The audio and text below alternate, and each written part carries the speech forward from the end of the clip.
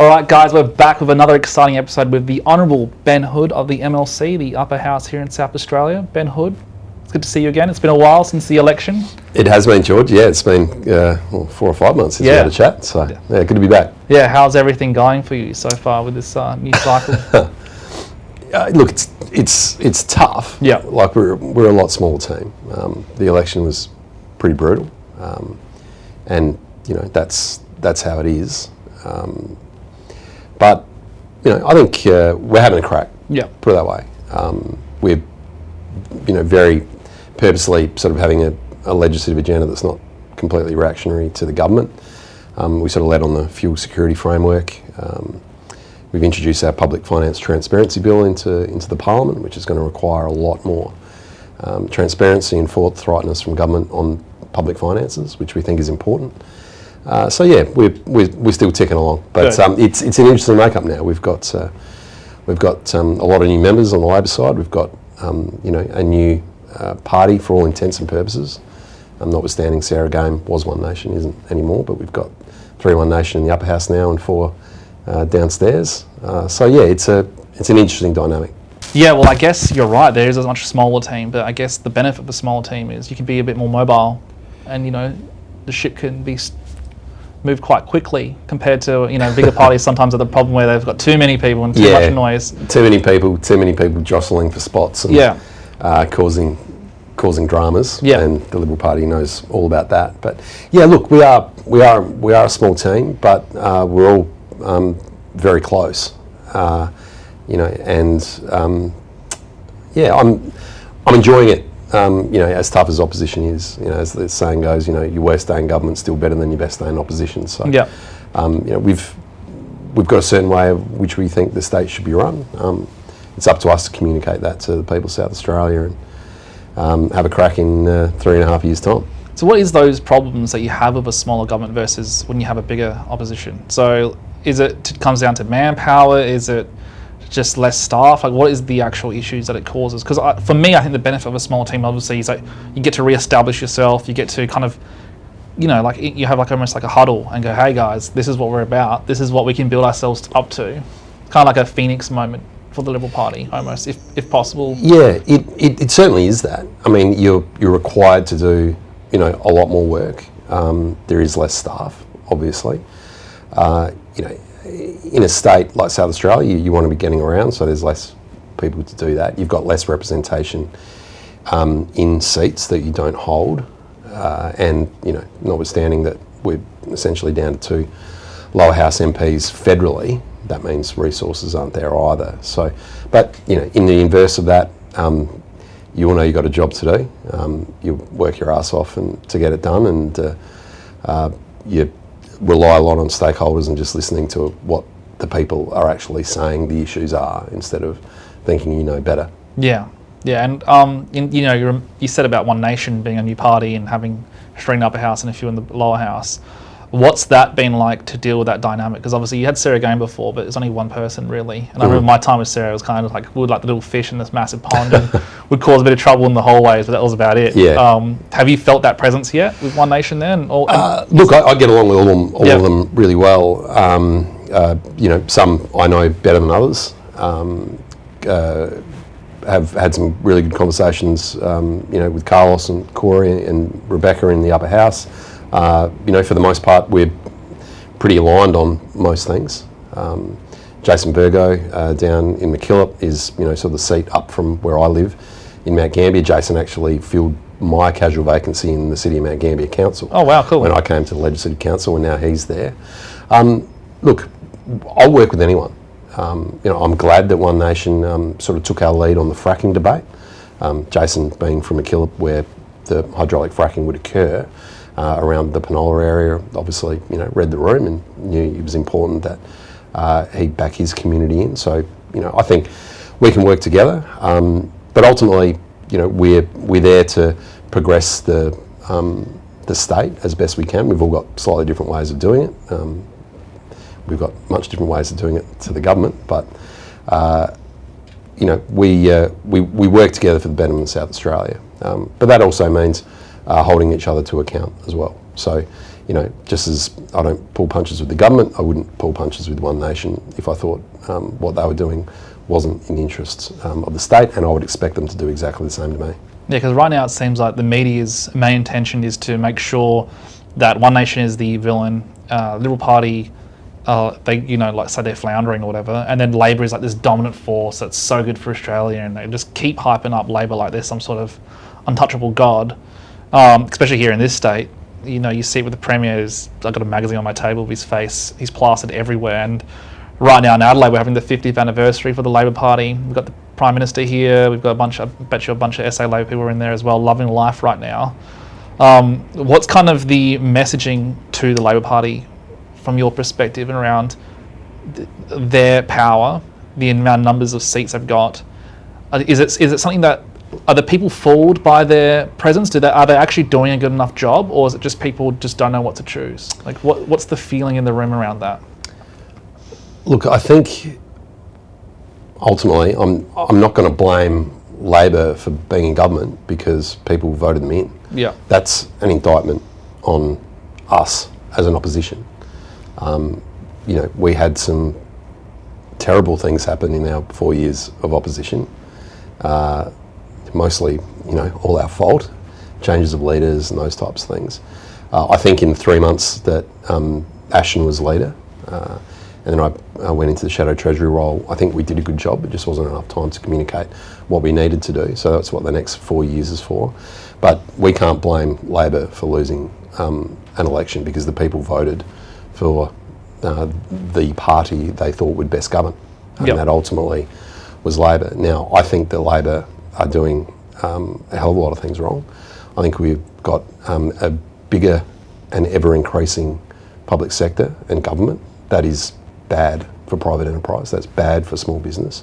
The more bureaucrats you put into a system, the more forms they make you fill out. Red tape is a huge issue for businesses. Productivity is a huge issue for private enterprise. And economies are growing by private enterprise. They're not growing by government. And we have government expenditure outstripping private expenditure in this state. And that's an issue because it means that the government is being the engine room of the economy, and that can't last forever because, as Margaret Thatcher says, you eventually run out of other people's money. Yeah, so we are kind of, like, this is my opinion, I think Australia's economy is basically just a false economy, that it has no innovation, its productivity is so low. We have the same productivity as Mongolia and South Africa. We don't innovate, we just have banks, and we dig up dirt and sell dirt, essentially. But we used to have cars, we used to test rockets up north here in Woomera. We used to do all these amazing things. We were quite, in the 60s especially, we were quite pinnacle in a lot of innovation. And now it feels like, we just do nothing but prop up the US economy with our $4 trillion super, and that's about it. What else do we really do?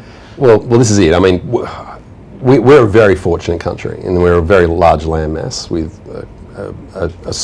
I guess, considering other places, a relatively small population, and we're endowed with significant resources, mineral wealth, and other things like that, notwithstanding our primary production and agriculture, which is an industry that we must be investing in R&D in and growing, because the world needs food. Without food, you're starved. Not just food, good quality food. Good quality food. And the best quality food. Australia was founded initially as we were known for our agriculture. We were renowned for our agriculture. Yeah. Look, and we still are. I mean, if you think about dry land, broadacre cropping in the mid-north, these guys are growing huge top quality harvests in relatively low rainfall. And they do that because they've innovated out of necessity. We don't have subsidies for agriculture here in Australia like they do in the US and other places, and that has meant we've had to raise our productivity. Agriculture is the test case of how you improve productivity across an industry. Down in the southeast, lots of rainfall, some of the best beef, some of the best lamb. Obviously we've got our forestry plantations as well. Agriculture is an industry that we have, I believe, in my mind, underinvested in. We've taken advantage of it, and we need to invest in it more. And in terms of our mineral wealth, we have to realise that mineral wealth.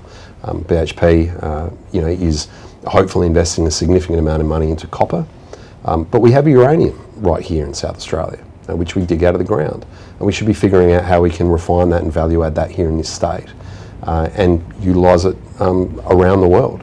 I think that there's huge opportunity for us in our mineral wealth. We need to balance out the interface between agriculture and mining, most especially down my way where there's highly productive land. But I think it can be done. Yeah. It just means having the conversation, being upfront with people, dealing with them in good faith, and knowing, what basket to put your eggs in. Playford was brilliant about that. Thomas Playford, I think our state's best premier ever. He saw the southeast as an opportunity for forestry. He knew that we needed timber for houses. He saw the opportunity for the Upper Spencer Gulf and Whyalla and Port Augusta to be powerhouses in steel manufacturing or steel refinery, and Port Augusta as being a power town. Their power station was, named after him, smack bang there at Port Augusta. There's opportunities for us to do that into the future. Points, because you're right. People like Playford, the Premier Playford, did all these incredible things, and even with our wool industry back in the day, we did some pretty incredible things there as well. So we have Bungaree Farm, was on the notes of Australia at one point. So we are famous for that, and not even just that. Like even scientifically, we had Harold Florey here with the innovation of penicillin and X-rays and all this other stuff that we've done here in the state. Sir Douglas Mawson, fantastic scientist who explored wilderness and explored different parts of Australia and the world. So we are known for that. It's just, for me, I think, for the Liberal Party, for them to succeed, I feel like this is probably the best opportunity for them to do that, because right now, like that story of Batman, where Bane breaks his back, he's like, "You shouldn't be here. I broke your back," and he's like, "Oh, I'm back." Do you see that excitement? Almost crawling out of the hole and getting that strength, or is there just too much friction still within the party, or do you feel like that's kind of freed up a little bit? Because I guess one of the biggest criticisms of the Liberal Party was because of the factional nature of it all. Because this is my opinion. Like I said, the Liberal Party was a broad church. But how many people go to church in the Liberal Party anymore? So it doesn't really make sense. So I was like, at one point there was a unity around conservatism, maybe there was a theological unity, there was definitely a sense of unity. And inside that unity you had factions, yes, and the broad church, but everyone still went to church. So there was still unity, but at least theologically you guys were all aligned. I feel like that has that changed theologically maybe, or socially or culturally, caused the factional issues initially, which we're not just seeing here in this state, but across every other state and federally. We're noticing almost like a division there that hasn't really been rectified in the way where people feel super comfortable and going, yes, we have an empowered Liberal Party that can really stand their ground and fight for values that we held for so long. Yeah, look, I don't think there is a difference theologically. I mean, prior to me coming to faith, I was a Liberal.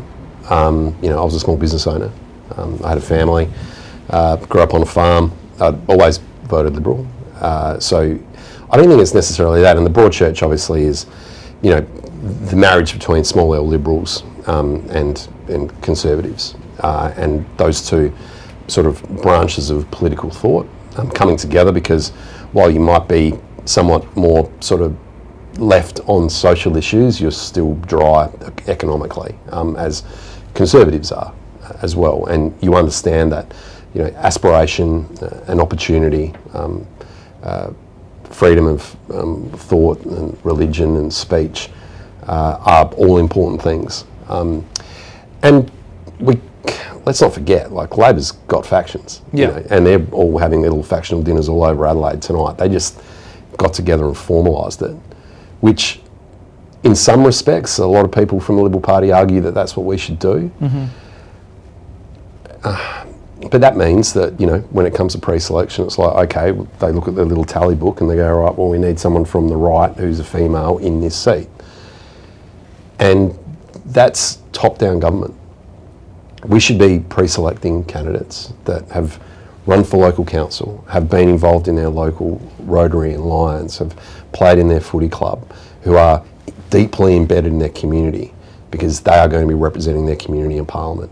That's the candidate I want, not who was clever enough to be your media advisor and then, get themselves up the greasy pole before getting pre-selected. And I'll just preface that, but I'm not talking about my sister there, because she's actually a Member of Parliament, and I love her.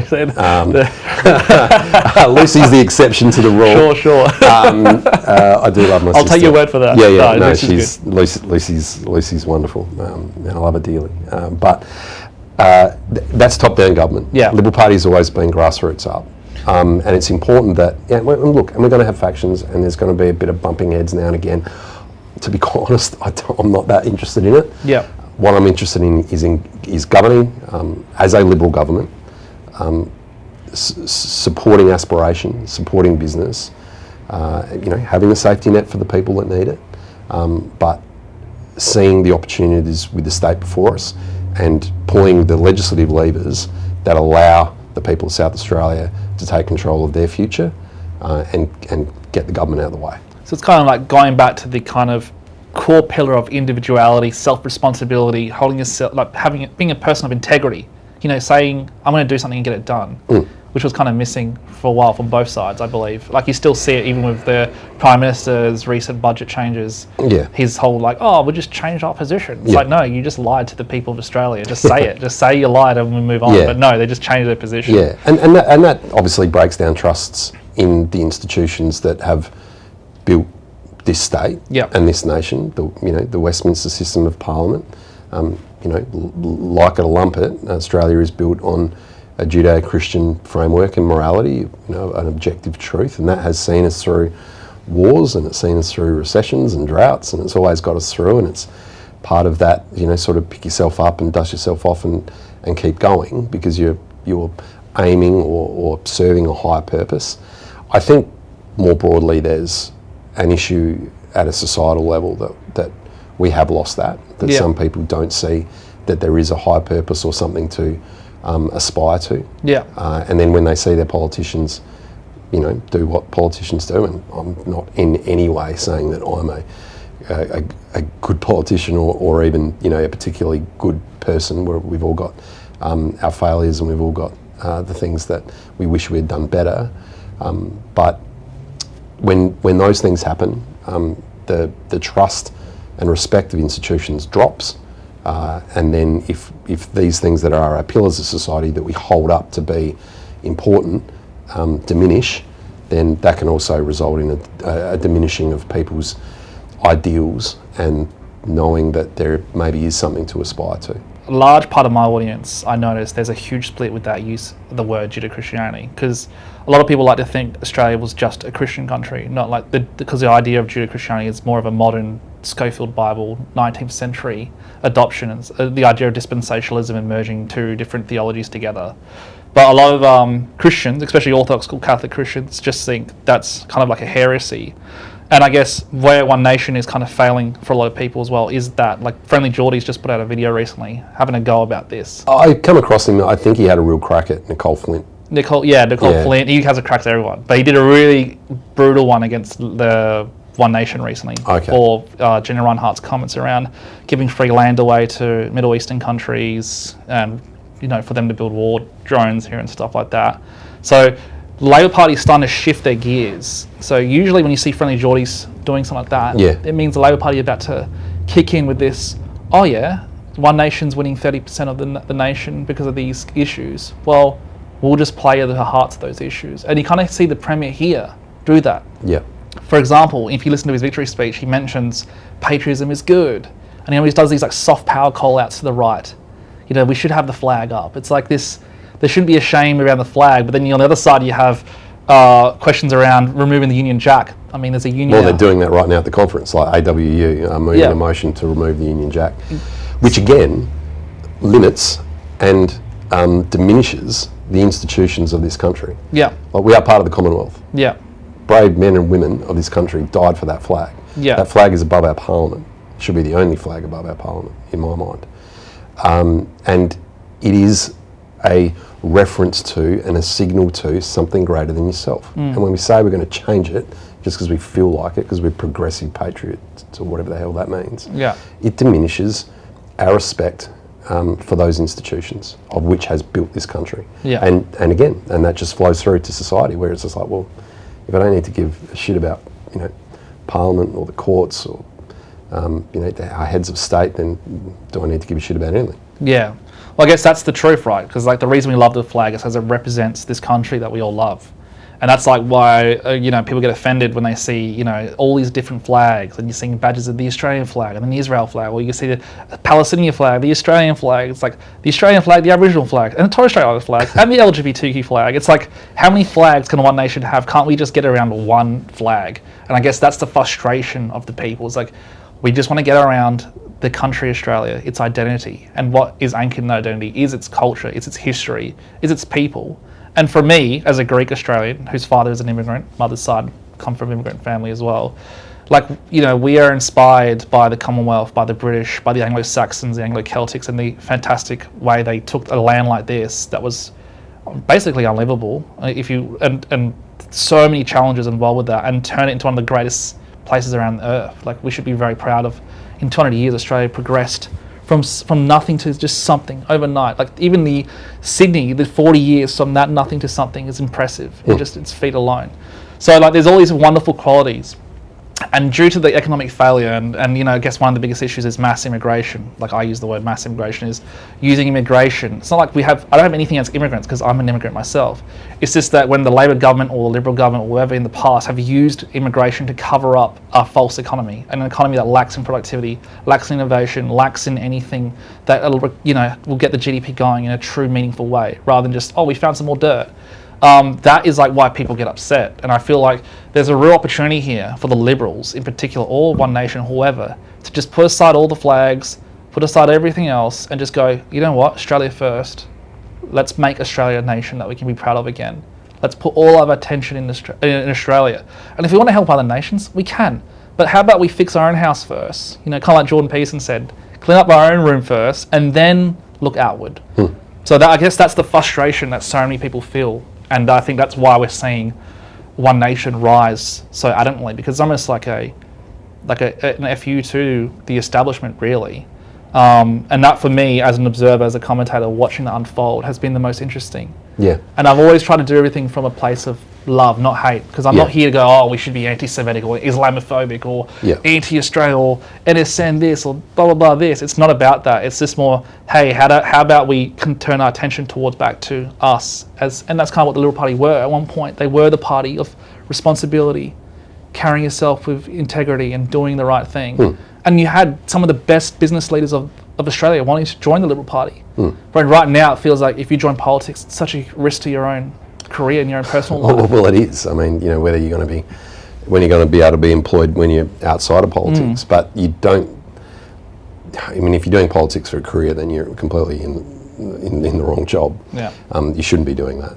I mean, I could go back and be a graphic designer and play gigs around Mount Gambier, and I'd be a very happy man, and I'd spend more time with my family. But I'm in this role because I have a particular drive to make this state great, but importantly make regional South Australia as great as it can be, and to grow it. And that's my drive for why I'm here. And my daughters have told me that they're proud of me for that, and that's great. And so that sort of not makes up for it, but that's sort of eases the pain of being away from Elle and Neve and Piper and Harlow, my family down in Mount Gambier. But you raise that point, George, and we talk about, you're from a Greek migrant family. I mean, I've been here for quite many generations, or the Hoods have, in terms of farming. My wife's sort of half Dutch and sort of a little bit of English, a little bit of Greek. So we've only just found that out since nice. Elle's mum passed Everybody away. is Greek. Everybody is Greek. Beware Greeks bearing gifts. I just watched the Odyssey. It's not as woke as you think. No, that's good. But when you say people are getting frustrated with, Australia used to be, better, it used to be great, we used to have integrity, and those types of things, identity. Yeah. I agree with you, but I'd put it back on every single one of your listeners. Yeah. That when it was like that, think about what your family were doing in their community. They were volunteering. They were looking after their elders. They were looking after their neighbour. They were giving back to their community in however big a way they can. And I'd be interested that everyone watching this right now to reflect on how many hours have you volunteered this week in your community? What have you given back? because that's what makes Australia great. It's not a politician or a political party, sitting there telling that everything's shit and this is what you should do. Yes, political parties should pull the levers, should lower taxes, should do all those things, but it's important that from a political sense, that you trust us, but that we trust you to be a partner in it. So if you want Australia to be better, make it better. Yeah. Volunteer. Give back to community. Give back to your sporting clubs. Become a mentor to a young person and tell them what you think as South Australia and Australia should be. Society's become passive, and I don't know whether it was because of COVID or not, but we think the government's there to solve everything. Governments don't solve anything. Yeah. At all. All right? You do it as Australians, collectively and individually. And I'd challenge every single one of you viewers, how many hours have you volunteered this week? Yeah. And if you haven't, figure out a way to do it. Like, I have mates sort of say to me, like, oh, Hoodie, how are you a member of, this organisation and volunteer in that organisation or run that event for firefighters, whatever. You just stand up and say, yes, I'll have a crack, I'll do it. If everybody in this city right now volunteered 3 hours of their week to a community group or to doing something nice for someone, I think we'd turn things around pretty quickly. Yeah, look, I totally agree, and I'm going to say some stuff, and you can challenge me on this stuff. Yeah. But I totally agree. Like, personal actions are the key to any success. Like, you don't want to change the world, you change it from you, and then you go outward into the world, right? And I feel like for me, I think this all stemmed from the 1970s when Australia moved towards secularism as a way of being, and that was kind of part of that whole DEI, diversity, mass immigration push, and I'm just diluting the character of Australia, right? So my position is, when Australia was identified as just a Christian nation, Anglican Christian nation, the Church of England, we're living in the city of churches, we had many churches, and with that theology, and you don't have to be spiritually Christian, you can be a cultural Christian. Richard Dawkins, one of my favourite authors as a child, who's an atheist, talks about this. You can be a cultural Christian, respect the laws and nature of Christianity itself. Dawkins has changed his tune a lot. Yeah. So Dawkins was a hero of mine. I still respect the man greatly, but Hitchens, Dawkins, Harris, Dennett, when I was an atheist, and I was an atheist, I was an evangelical atheist. If I was walking down the street and heard you talk about God, I'd stop and tell you how silly you were. And I thought I was the shit. I thought I was the smartest bloke in the world. Yeah. Like, I was so comfortable in my atheism. And then, obviously... Like the edgy Reddit king? Yeah, absolutely. All I needed was a fedora and, watch out. I didn't have a neck beard, though. But, I wrestled with God for 6 months. I became a Christian and those types of things. But, Dawkins has had a very interesting progression. Even Hitchens did it as well. From God is not great through, his serious challenging of Islam up until when he was, sort of approaching death. Not so much as Dawkins has done, but they acknowledge the actual fundamental objective truths. They won't call them objective, but the truths within the morality of Christianity and maybe more broadly, the Old Testament, but most especially in the New Testament, the Sermon on the Mount, as being sort of fundamental or an absolute blueprint for how we should conduct ourselves and how we should engage with others and how we should live in community. And you're right, you don't need to be a Christian to be able to do that. And Peterson is an example of that. I think Dawkins in some ways is an example of that. But that's also the fact that Dawkins was raised in England and that Anglican influence would have been significant on him. Yeah. Someone who was born in India at the same time probably doesn't see it the same, but that's culture. That's how you've been brought up in your culture. There's the theological, societal issues, and that's for me. Like, I believe that Australia's identity. Like, there's a big topic, and Joanna Howe recently did a interview with Sam Bamford. And they did this whole debate around Australian identity. Yeah, I saw it. Him and James and Joe went pretty hard. Yeah, it was crazy. But 4 weeks before that, I actually posted a video about the identity of Australia. And for me, the reason why it's important to have, it's like any debate. Before you go into debate, you have to define something. So defining Australian for me was like, you have to define an Australian in the sense where Like, I can define my house. It has walls, it has a bathroom, it has a kitchen, and it has, structure, right? And that house needs to have integrity, otherwise the roof will leak and rain will get in. And I'm allowed to have guests over, people live with me, and they can bring their decorations, they can bring their food, and that's kind of like culture, the mass culture. And kind of Polly Hanson touched on monoculture, right? She kind of made this famous speech at her press conference thing. And I think a lot of people, it went over their heads what she meant by that.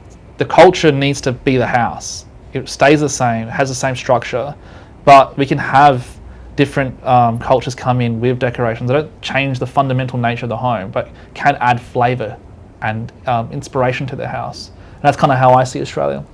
We should have these anchoring theology, and not to be confused, because the reality is we do have competing theologies. We have Islam, which is they see the world in two different spheres. There's the world of peace, which is Islamic countries that have Sharia law, and the world of war. That's just innate. And I just had a very good debate with Mohammed Mustafa. He's a very famous Palestinian activist. We discussed these things.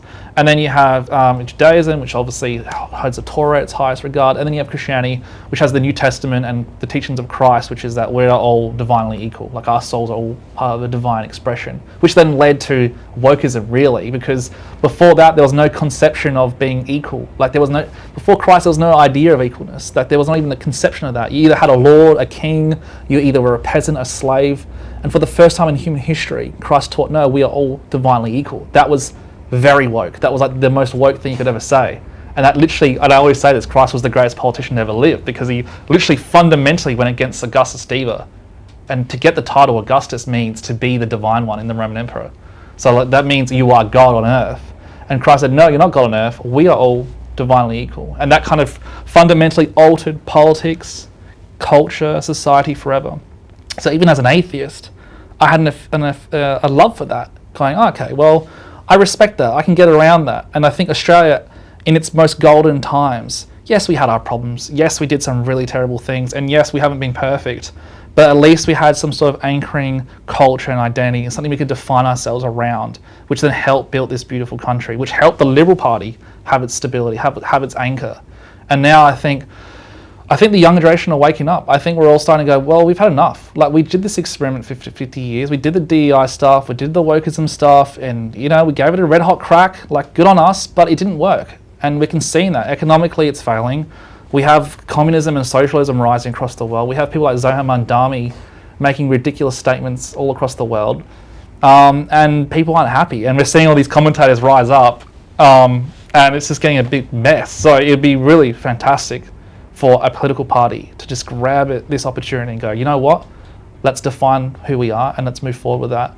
That doesn't mean you have to be a racist or a bigot or a bad person. It just means, we need that father, masculine energy going, hey, it's time to step up. And that's kind of why I have a bit of an, I think you could be that for us in this state. I really do believe that. And that's kind of like why I always try to engage you the most, because I think out of everyone so far, and to be fair, other members of the Liberal Party have shown glimpses of that, which has been great, especially before the election. I mean, coming on my show is brave for many people, but the Labor Party have not answered my call. Like, I've asked the Premier, Tom, who's, we're supposed to have that great connection, go to the same church, and no one has heeded the call, but you guys have, and One Nation. So, I'm excited by the prospect of the Liberal Party being small, because I think there will be an opportunity to forge that again. Mm-hmm. And I don't know, I guess for the people at home, do you see that? Like, is that opportunity there, or is that kind of a pipe dream I've got? No, look, I think that, I mean, I'd frame it in another way, that I most especially don't want to be a father figure or I suppose, a lightning rod for people. But, you mentioned Mandami, and I think I just said his name wrong. But anyway, young people in America are flirting with socialism and communism as an alternate to democracy, because, again, they've lost faith in their institutions. And what has caused them to lose faith in their institutions is the quality and the behaviours of their politicians or their political parties. And again, I'm not saying that I'm perfect. I do a lot of things wrong. I've got a number of vices. But I have a very clear view in what I would like to see this state be. I expect a great deal of myself and fail miserably at nearly all of it.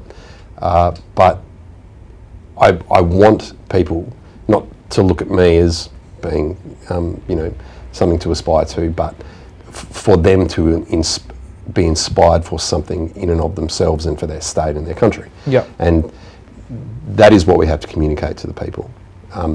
As a political party, we need to expressly state how we will create the environment for them to do that, and then let them go.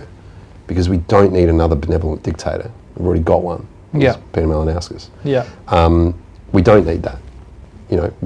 We need someone who is willing to be trusted, and then in turn trust the people of South Australia once everything is put in place, to have that aspiration and to seize that opportunity.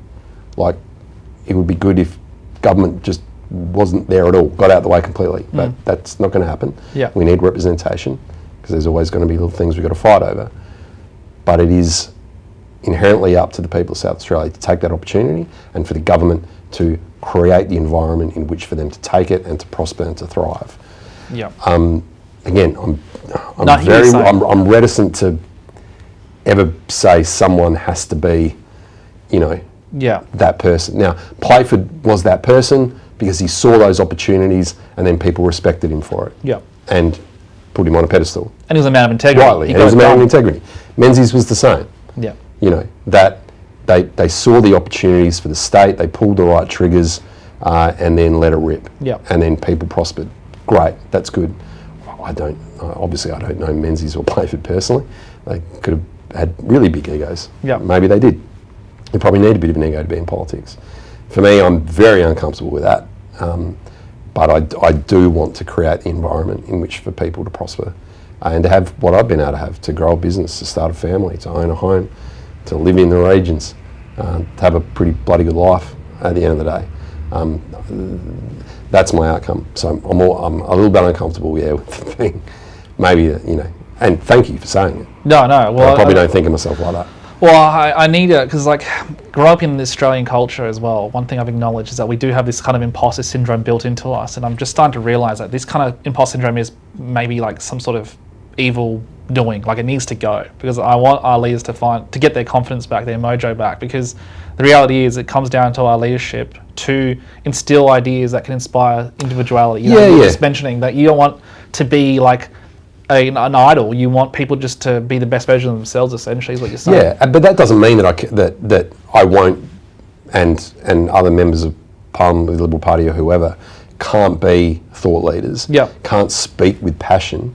The number of times I've spoken up to talk about fracking or talk about debt, or talk about whatever it is I'm talking about, I firmly believe that what I'm saying is correct and true and the right thing to say, and I'll say it with passion every bloody day of the week, and I'll debate anyone, and I'll go on a show like yours. Yeah. I rock up to forums on public transport where I know majority of people there are going to be Green voters and very left. Yeah. And I know they've Googled me and seen the things that I've stood for, and they probably don't like me. Yeah. I'm still going to turn up to that because I'm actually a real big fan of public transport. Yeah. And I want to talk to them about it, and I want to know what they know, so I can be better. I'm never going to not talk to people I disagree with. I will talk with absolute passion. And if people see in me something to get behind or support, or more broadly support the Liberal Party, good. But yeah, I'm worried that if you are someone who seeks that, it's going to come undone, and it is for the wrong reasons. Because you mentioned the Greens, right? And that's not just One Nation rising, but Greens, 20 to 30% of young people, or even just people generally, are Greens voters now. And the Greens of old used to be about the environment, but now they seem to be more about communism and socialism, at least in my opinion. Yeah. Sorry, but that's just how I feel about it. And I think they ideologically have been hijacked, and I don't think they represent the environment at all, to be honest. They just represent what the NGOs of this world want. But anyways, regardless of that, these people, and I come across a lot of them, this is my opinion by the way, this is not Ben's, but I just think a lot of these people are quite mentally ill and would celebrate our deaths, essentially. I saw it during Charlie Kirk's assassination. people who were considered friends or colleagues literally celebrating a man's death. And from that moment I realised, if I died, would these people celebrate my death? Like, yeah, they probably would. And I would think that for you, Ben, like especially with the bills that you've supported, I think these people would celebrate your death as well. So how can you reconcile with people who would celebrate your death? And it gets to a point where you mentioned, the Premier being this dictator, essentially, and the Labor Party building an economy based... It's probably a bit unfair. I said benevolent dictator. But yeah, whatever. But you know what I'm saying? Like, what I'm trying to get at is that the Labor Party are building a social welfare economy. Like, this whole economy relies not on you, but on what the government's doing. And that only runs for so long before it turns into absolute anarchy. Well, at least it should in economic theory, right? I'm not sure what games they're pulling and how the GDP keeps growing, but we all know why, because they just keep pumping numbers for people, right? But the thing is, how long can that last, and how long can you sit there? Because Charlie Kirk, for example, was a man who had so much respect for the left. He would give them an opportunity to talk. He did so much for the left. He gave them a real big voice, and it still ended with him big shot. And I looked at that and go, wow. There needs to be a point where there is that staunch, like, this isn't in my opinion completely, but like capital punishment, like serious consequences for celebrating people's deaths, serious consequences for going out there and saying outrageous things, like calling for people's deaths and calling for politicians' deaths, or sending messages to people saying, oh, how dare you, you're a man and you don't have any right in my body, I want you dead. Like, or I'm having an abortion because just because you posted this video, I'm having an abortion for the sake of you. Like that doesn't seem like a very healthy society. And at what point do we have to be, like we've seen historically, go, okay, well, enough's enough. And sometimes the left love to overuse their power. Like Labor Party are famous for it. I mean, we saw it during even in America during the COVID era. Like the overpower stretch there. And one of the first things this Premier did when he made power was in the first week he made the emergency powers permanent, right? So like these people love power. They love the vanity of it. They're happy to do a magazine cover every second week. I'm sure the Premier, he would love to do a magazine cover every week if he could. How do you battle something like that? Like the vanity, the calls for death. Like there's so much there to unpack. Yeah, look, as someone who's had a few death threats and signs, out in front of Parliament calling, ostensibly for my death, it's uncomfortable. But I would make this point that, this isn't new. This is human nature. I mean, from Julius Caesar getting stabbed in the back to Abraham Lincoln to Ronald Reagan to, people who are in the spotlight and who are saying uncomfortable things and who are leading will become a target. That's just the inherent nature of it. It has always been like that, probably always will be like that. The people calling for the death of someone, it's just really, really bad, really shit. I think it's abhorrent to do that. I ignore it, really, unless I'm personally, someone's talking to me and says it, I will call them out for it. Yeah. But, this is inherently human nature. I mean, if we do subscribe to Christianity and what we're taught within that, then, this is default position. Like we're not good. Yeah. We're not. And it is very easy, whether you're tired or stressed or you've had a bad run, to easily go down a hole of being an absolute prick. I've done it. I'll do it again. Yep. I've said terrible things that I absolutely regret to people who I don't necessarily like but should have more respect for. And, I have at times apologised for that, at times I haven't, and I sort of wear that as a bit of guilt. It's human nature, and just kind of like that Ned Stark. You know how Ned Stark, he's such an honourable man, but it leads to his death eventually. Yeah, well, eventually it does. I mean, and then you have the Cersei in the background. It's like the Labour Party, the Cersei. Yeah, look, I mean, it needs to be a fine balance, right? Yeah, and again, that's what we have to contest with. Yeah.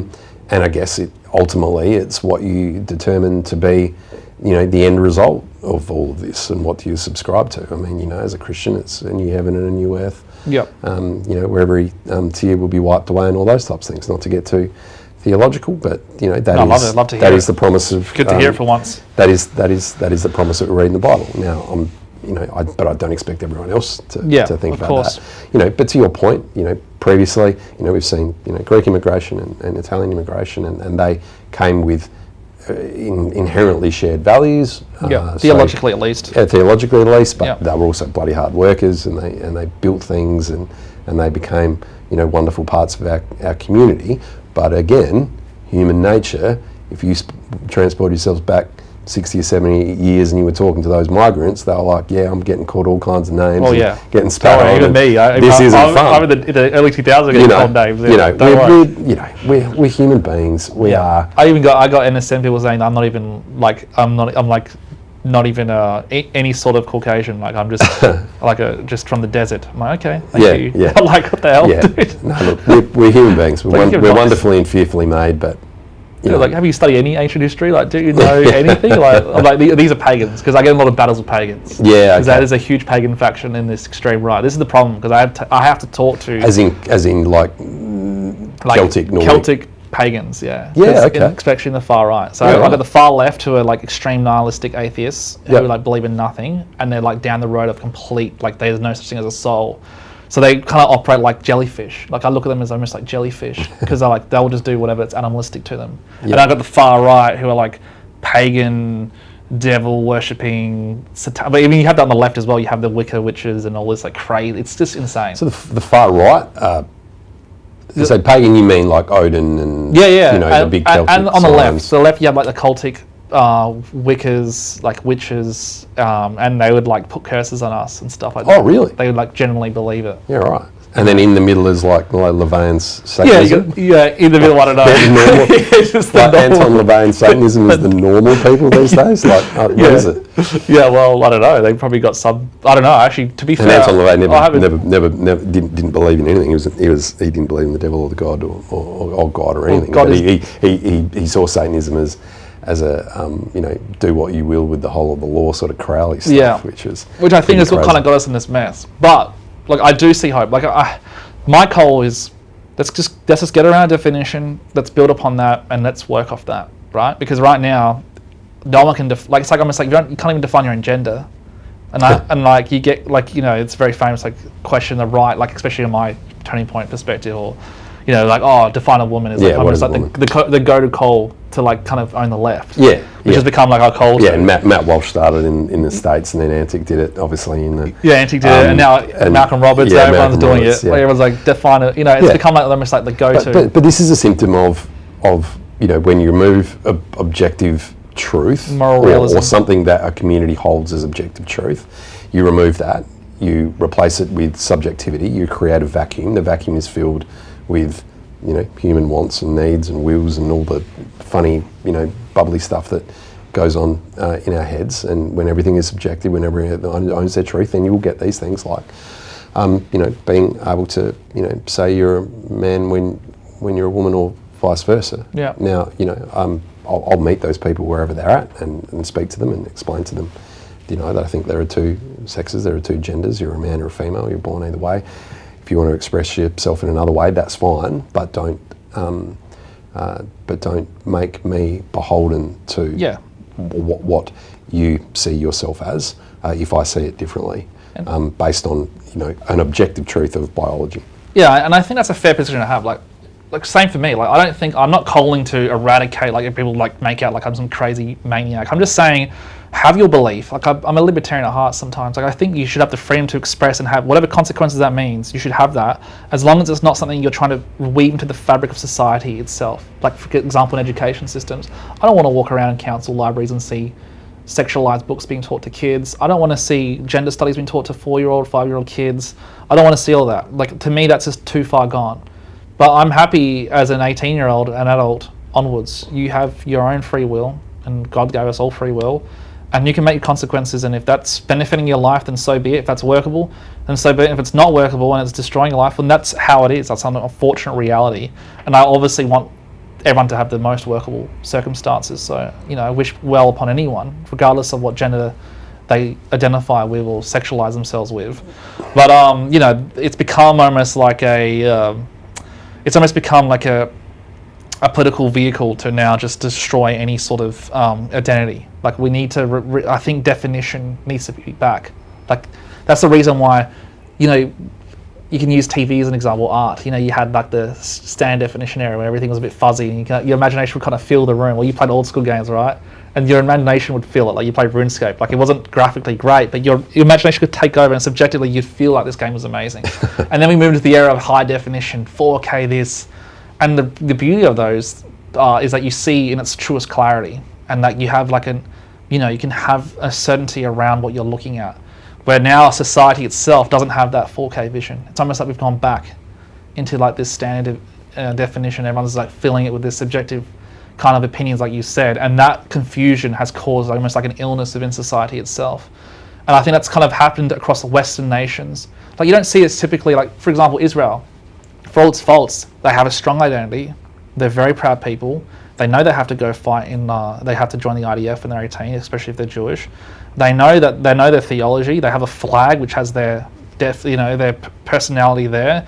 They even have a name, Zionism. That's their name to identify with like their desires. Like, part of me really admires that they have so much definition around their country, and they're one of the countries in the world that has a positive fertility rate, by the way. So they're doing a fantastic job in terms of that. And then all the other stuff is up to debate. But my point is, they have an identity. Same with a lot of Islamic countries. They have, like Iran, you can even argue, they have an identity. It might not be what the people want. They might be doing some really terrible things, but at least they have their identity. And that identity is strong and powerful, and to the point where now the US is at war, and we look like we have World War III happening. I mean, last night is this might be a never-ending war. So you have these, like in America itself, the founding fathers, the Constitution, they have the Bill of Rights, they have all these fundamental things, the First Amendment, the Second Amendment. These are identities that people can get around. Regardless of all of America's faults, at least they have their identity. What does Australia have? I don't know. Australia seems to have lost and washed away this identity. And I think, like, when you mentioned the Premier, do you think he understands that? Do you think he really gets that? Or is he just playing the game of power and how much power can I maintain? Because I feel like that's Labor's powerful. Like, they might not be the most competent people, but they are the most well-oiled machine. They are well-organised, and they kind of know, you mentioned before. Oh, yeah. They have formalised factions. Yeah. Oh, as a political outfit, they're very professional, very strategic, and brutal in some respects. I mean, what you were talking about there in terms of Israel or Iran or America, there is, in each of those contexts, there is an ideal or a higher power in which to subscribe to and aspire to. That is the grounding, that is their anchor as a people. Yeah. That's simply what it is. I mean, in the context of Israel, it's amalgam of their fight, if you want to call that, and their religion and them being the chosen people within that religion and all the other things and obviously the struggles that they've gone through in terms of Iran. It's a theocratic nation. It's about that religion. In America, it's based on this idea of sort of manifest destiny. And that is what they aspire to. Like, I've never been to America, but a lot of people talk to me who have been and said Australia is completely different. We've got tall poppy syndrome. We want to cut you off at the knees, where America celebrates having a go or celebrates success or the pursuit of success. And it's the one place where you can, raise $10 million and fail in your startup and then go the next week and raise another $10 million in your next startup. Where Australia is a little bit different to that, or has been into the future. But yeah, again, it's about what you aspire to, and from a Western civilization point of view, we have decided to dismantle their institutions that have stood the test of time. We have decided that what we aspire to within our human reasoning and our human action is somehow going to be better than if we look back through history about what everyone else has done and learn from that. I mean, I'm a conservative because I believe that we should look backwards and understand all the lessons that we have that have been undertaken and struggled throughout history, because my very finite time of 80, 90 or 100 years on this earth is not enough, in my mind, to make a good or the best decision for where we go into the future. Now, I'm not saying that we don't progress things and we don't update things and we don't find better ways of doing things, but we do it gradually based on years and hundreds of years of knowledge and of the institutions that have been built, and using all of that in which to decide. The left and currently society has essentially decided to throw all that out and called it evil and regressive, and it is only, and human flourishing is only going to be on the uptick by being as progressive as possibly can and as subjectively possibly can, and everyone can do whatever they want, unless that group don't agree with it, and then they'll kill you. Yeah, like I spoke about. Yeah. But we've lost that ability to understand that we are built on everything that has gone before us, and that we can utilise that in how we move forward into the future, and relying purely on human understanding and human will is going to make us come unstuck. And under Ashran's leadership, do you feel like she embraces those kind of elements and she kind of has that acknowledgement? Because I feel like during my time with her, at least in our interviews, she seems so open and willing to listen, and and that was very rare. Oh my God, a Liberal Party person listening to me? What the hell's going on here? It's not, and his name's not Ben. What? And, I was very shocked, but I was and quite pleasantly surprised. Has Ash carried that throughout her? Not just before the election, but after now? Has she carried that throughout her work? Yeah. Most definitely. Ashton's a very pragmatic person. Yeah. An extremely hard worker. Grew up on the farm, regional person. We tend to be like that. Yeah. She's a pragmatist, and she, like me, wants people to prosper through their own volition and through their own hard work. And not be punished for it because of that. I think we work really well together. The whole team works really well together. Yeah. I'm extremely impressed by Ash. And a lot of people forget that, she was a first-term MP. She'd been a leader for 100 days. She went toe-to-toe with Peter Malinauskas, a very good politician, someone who'd been Premier for 4 years, opposition leader for 4 years before that, and then in Parliament for 2 or 3 years before that. This guy's been there for a long time, and Ash went toe-to-toe with him and actually probably bet him in one of the debates, and that just shows you the quality of the person that Ash is. And she's brutally honest. Yeah. She's brutally honest. She'll tell you what she thinks, and we need more of that. Yeah. We dance around shit. We shouldn't. And I was pleasantly surprised and happy to see her on the other side. It was you, the Premier, all the opposition leader on the other side for the the recent bill that was put forth in the upper house, which historically got passed, and then went to the lower house. But that was very strange, and I was also wow, okay, that's quite brave.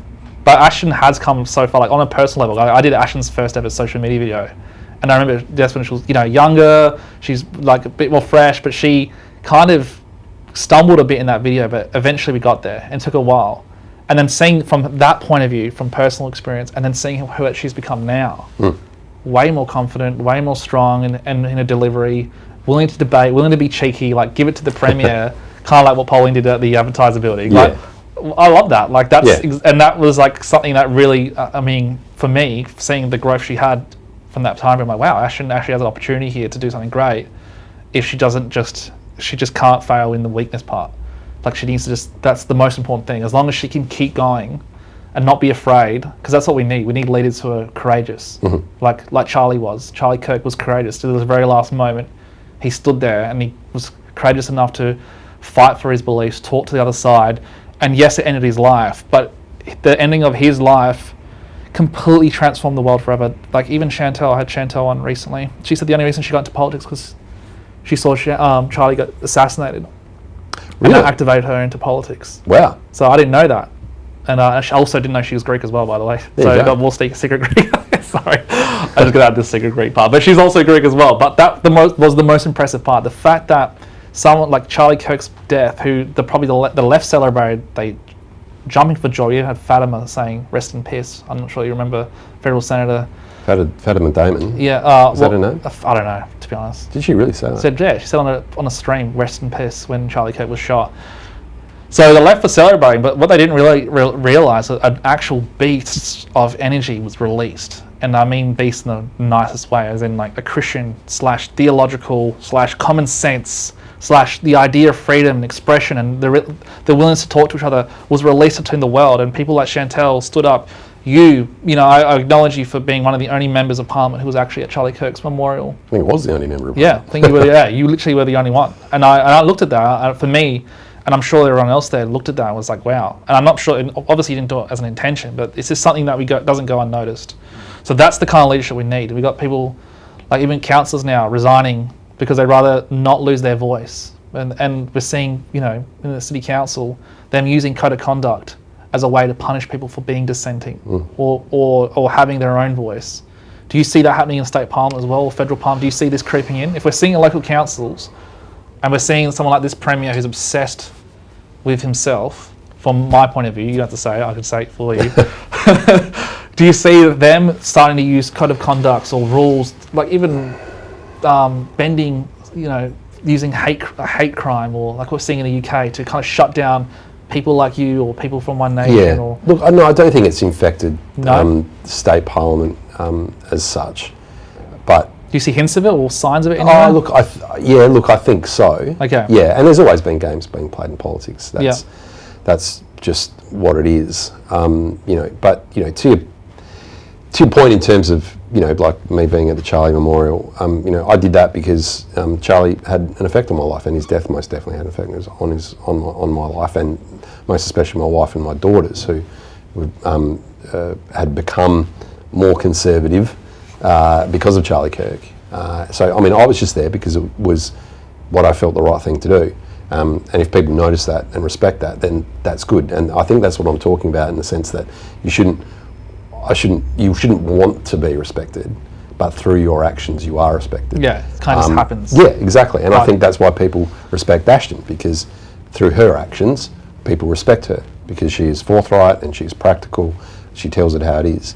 Some people respect me because I do things which, if you were wanting to be in politics for a long time, you necessarily wouldn't do. Yeah. But it is the right thing to do. Yeah. Yeah, the minute you try and force it, that's gross, and you shouldn't. Yeah. But again, then it's also like sort of, you know, lightning in a bottle.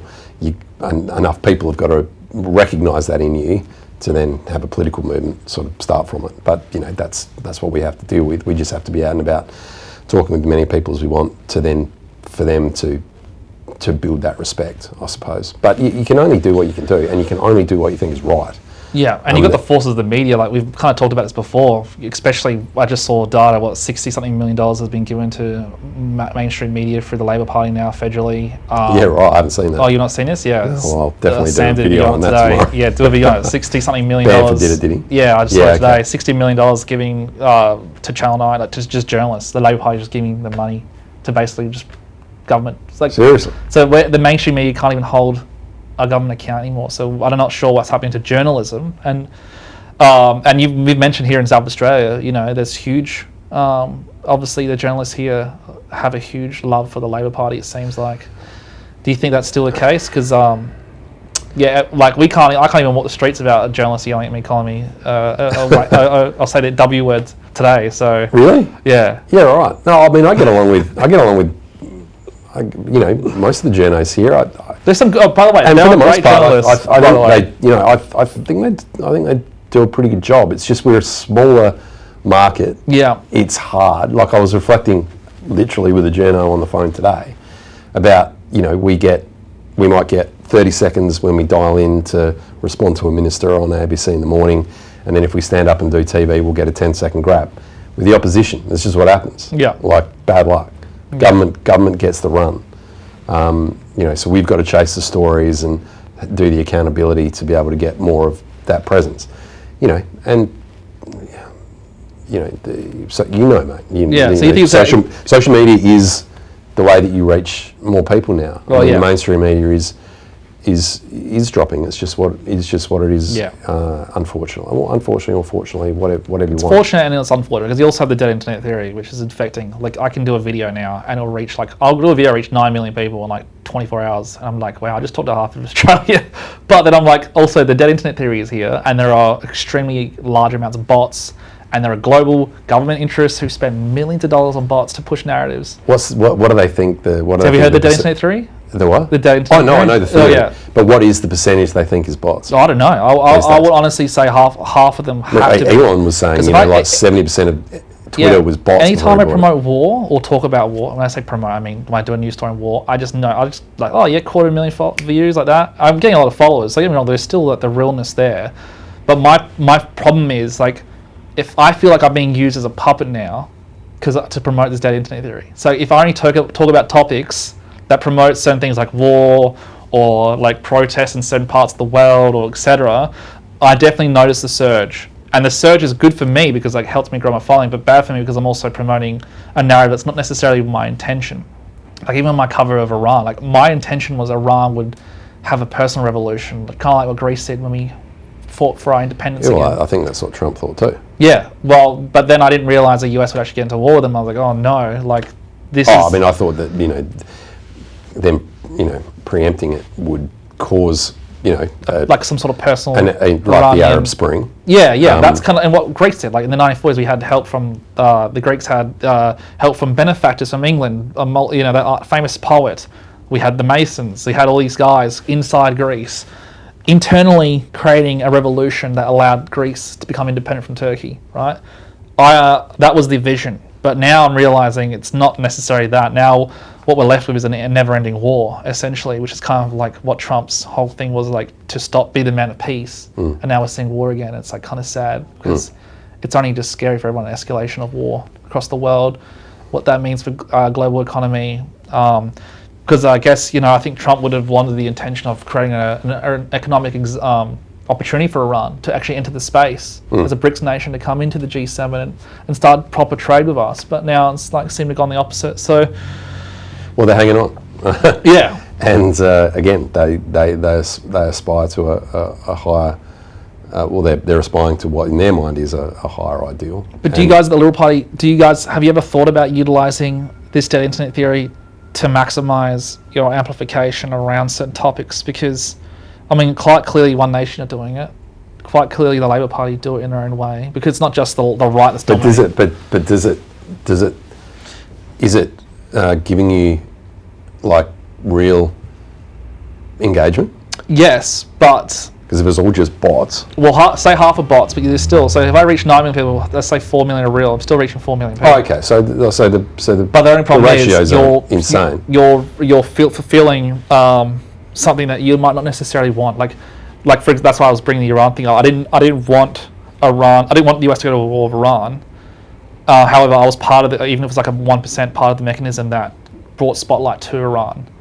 So I feel like there's that personal responsibility almost of that, even if it's just with the smallest percent of responsibility. It's that was not my intention. I was just trying to share that there's brave young people in Iran who are fighting against a tyrannical government, who have got them under strict regime, who literally will slaughter them for even speaking their mind or even showing a Bible out in the public. They get killed for that. That's what I was trying to speak to. And the next minute, there's a war happening. God. Yeah. But you can more broadly speak on any topic you want because that's your channel and that's what you do. I'm a member of the Legislative Council in South Australia, Shadow Treasurer and Energy and Mining, and small and family business who lives in the southeast. I'm going to talk about things I'm passionate in because I'd probably, feel like a knob if I was sort of weighing in on things. I'm not calling you a knob, but I feel like a knob if I was weighing in on things which aren't in my scope to do anything about. Yeah, I guess my point is, if the Liberal Party are going to do this thing where they're doing that Ned Stark and they're living life with honour, and they want to bring back all these great definitions of Australia and bring back the HD version of Australia, right? But you're against the media machine, you're against the social media machine, and you're against I want you guys just disappearing into the cloud essentially, and there needs to be a way to have that be showcased, Yep. Or is there some sort of belief, and this is challenge me here again, as if you need to, is there some sort of belief as long as I fulfill my actions, be the best character version of me, I will be we'll just naturally be rewarded, and the Liberal Party will find success in that way. No, politics isn't rewarded in that way. Yeah. I mean, to form government, one of many things or multiple things have to happen, in a sense that, you've got an old government that people are sick of and they're ready for a change. Something drastic has happened, of which the opposition is offering a better alternative. And well, I mean, that's it, really. Yeah. We have to offer an alternative to the people of South Australia. Yeah. Of how we think this state should be run, how we take advantage of the opportunities, and how we allow people to prosper. So, what we're talking about here in social media is how we communicate that. Yeah. Increasingly, social media is important. I mean, and I'm sort of saying, if I utilise the dead internet theory, and conflated a topic in which to trick the algorithm into thinking this is going to cause a rage bait, but the rage bait is just bots fighting against each other. But I might also then get a small amount of people in South Australia seeing what I'm doing. Yeah. I don't feel comfortable with it. I don't think it's the right thing to do. I don't want to conflate an issue to the point where I don't even believe what I'm saying. Yeah. And that's the biggest challenge, because that's where I'm at. I've learned introspection, because especially as a politician. But I think you got to, there's a lot of stock in just being out and about. Yeah. And that just means bloody hard work. Yeah, being out in the community. That means being out in the community, doing town halls, going to forums. I do a lot of sort of seniors forums down home. Just put them on for free. They're not political. There's no Ben Hood pictures or anything. I just put it on. People come along. I pay for their morning tea. They learn about their hearing or advanced wills or whatever it is. But a lot of those people, hundreds and hundreds of people that have gone along to them, have got to know me. Yeah. And they're like, "Well, we like you, Ben. We like what you stand for, and we think you're a good bloke." And they might vote Liberal. Yeah, so it's that old school. Yeah, well, that might take me face to face. Might take me 8 years to get around to enough people to vote for him to actually change an election. I like that. It's like analog. It's like, you don't have to smoke vapes. Get back to singing. All right, guys. What's this vape business? Get back to analog. Get back to the radio. Yeah. I have had problems with cigarettes in the past. Just being in rock bands. There's nothing better than a cigarette. Like, who's vapes? Like, what the hell is a vape? Yeah. Oh, it's like a vape. Like, this is the worst thing ever. I don't even know why all the people are doing this. Like, this is terrible. Just get a cigar or something. Come on. Cigar.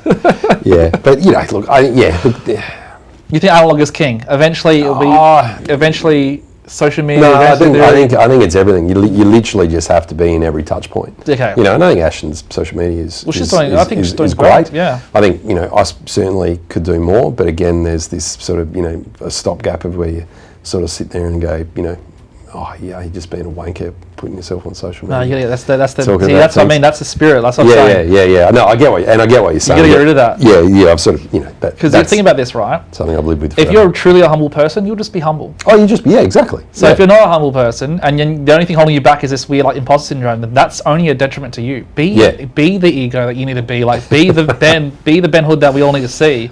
Because the other thing is just it's almost like a control mechanism over your mind. It doesn't actually serve any purpose. Yeah. Unless you truly are a very humble person, that's another story. Oh no, true humble people are humble.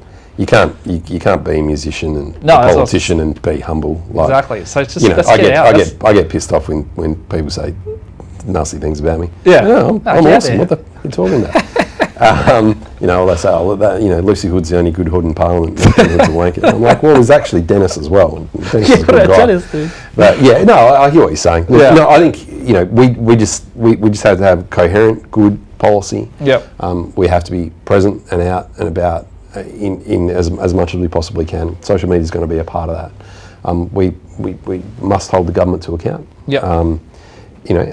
And we'll hold One Nation to account as well, and I expect them to do the same to us. And you guys are willing to work together as well. Oh, and we have. That dynamic? Yeah, absolutely, we have. We've worked together. So it was a bit rocky at the start, but I think has it got better? Oh, look, I wouldn't call it rocky at all. No, okay. I just think Corey and Carlos and the team, they're finding their feet. Yeah.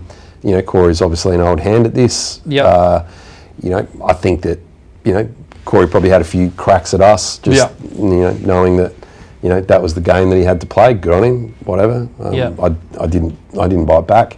But I have said to people who have said, well, how are you going to deal with One Nation? I said, I'll deal with them just like I deal with anyone else. I'll deal with them respectfully, in good faith. I'll work with them when I can, but I'll hold them to account when I think they need to be held to account. Yeah. Corey said he was going to introduce a debt ceiling bill into Parliament after budget. We haven't seen it. Well, if you said you're going to do something in the paper, you should do it. Yeah. And I'd expect him to say the same thing to me. Yeah. Straight after the budget, I developed a public finance transparency bill. Ashton introduces to the House of Assembly. Straight after it, during her budget in reply speech. Yeah. You have to do what you say. Yeah. And you have to say what you do. That's all good. But I respect One Nation as being people who have been elected by the people of South Australia. They deserve to have that respect. They deserve to be dealt with in good faith and respectfully, and that's what they'll get from me every day of the week. And I expect that they will do the same with me. Yeah, no, that's true. Well, look, Ben, I've had you for a while now, and I really appreciate your time. Yeah, no, my pleasure, George. We covered it. I know we went for a lot, and I'm glad because I think people tune in because they want to hear a different side of people. It's very easy just to get the dramatic dead internet style. Rage. Man, what's a bad man? No, he's a good man. Everyone can get that online. Oh no, you get a bit of that. He's not Lucy Hood. I thought you said you were doing Lucy Hood. But is there anything you want to say to the audience, the South Australians, the Australians who are listening in, just leave them with something that they can look forward to, especially what you're up to with the Liberal Party? Just don't discount the Liberal Party, because within the Liberal Party there's people like me. They might watch this and go, they decide they don't like me, but if they think that I've got something to say, just follow us, listen to what we've got to say, and I'll go back to the challenge that I put, like, think about how much you've given back to the community this week and consider bumping that up even by an hour. And if they all do it, you could see a material change in this state and in this country. And I think I also finished the podcast last time during the election with have more babies, get married, more babies, have 3, have 4, get married, as many babies as you can. Find a good girl or a good boy and marry him and have babies. That's right. Yes. Thank you. Well, thank you so much, Ben. Appreciate you coming back. And my pleasure. I'm sure we'll have you back soon. And give my regards to everyone at the Liberal Party. And look forward to seeing what you guys get up to. So thank you, everyone. Make sure you tune in for Ben Hood's Instagram account, Facebook account. It's probably the best way to keep in contact. Is there any other ways they should follow you? Facebook and Insta. Make sure you check out his music. He's got some YouTube clips of him singing. He's a massive Tool fan. So I'm a massive Tool and a massive Tool fan. Thank you, everyone. Tune in for the next episode. Thank you.